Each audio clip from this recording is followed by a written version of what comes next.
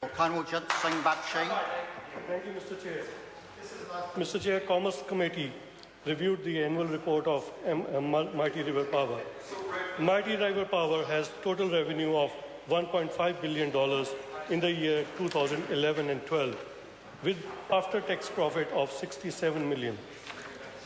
Our Office of the Auditor General issued an unmodified audit opinion, which was very good, and no improvement was required. Mr. Chair, I would like to share a quote from Baroness Margaret Thatcher. The problem with socialism is that you eventually run out of the other people's money. Mr. Chair, this government does not believe that they should keep on borrowing money from overseas volatile markets and persist in adding debt to our future generation. We are doing better than other countries, but even New Zealand, over the next 3 years, the government's net debt will be about $70 billion, up from $10 billion 4 years ago. The debt is growing, and we can't afford that continue to happen. This is the formula of the opposition parties towards growth, but not for this government.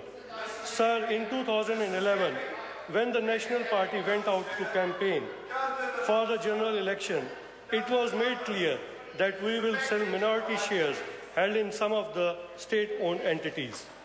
We also made it clear that government will hold the majority shareholding and will not lose the control of these entities. Mr. Chair, every 3 years at the election, the public gives a mandate to the policies of the party which they think are in favour of the country. And such a mandate was given to the Prime Minister John Key to form a government to govern this country and implement this policy. What this government is doing is rearranging its assets. It is investing the rearranged money in hospitals, schools and infrastructure. Let us talk about the Mighty River Power's share float. 113,000 investors secured an opportunity to invest in Mighty River Power, making this largest share registry on the New Zealand Stock Exchange. Over the weekend, I met a young entrepreneur who was very excited about his family went together for the applications and which were all accepted. He told me that his family has invested about $40,000 as they felt it is safe to invest in a company in comparison with the private finance companies.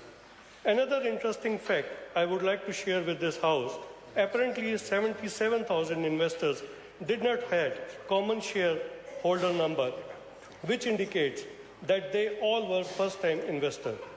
This government has given opportunity to small investors who have small savings and want to invest but do not feel it is safe to invest anywhere else.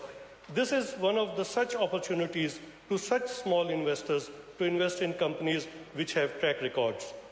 Sir, the government has banked $1.7 billion, which will be invested in future fund, and we do not have to borrow this money. Let me reiterate, the opposition do not have any plan for economic growth.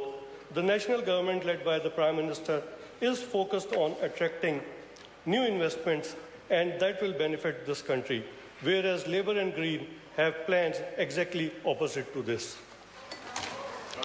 I call Moana Mackie. Chair, and I do want to respond to some of the extraordinary comments made by the Minister and the Chair and his very animated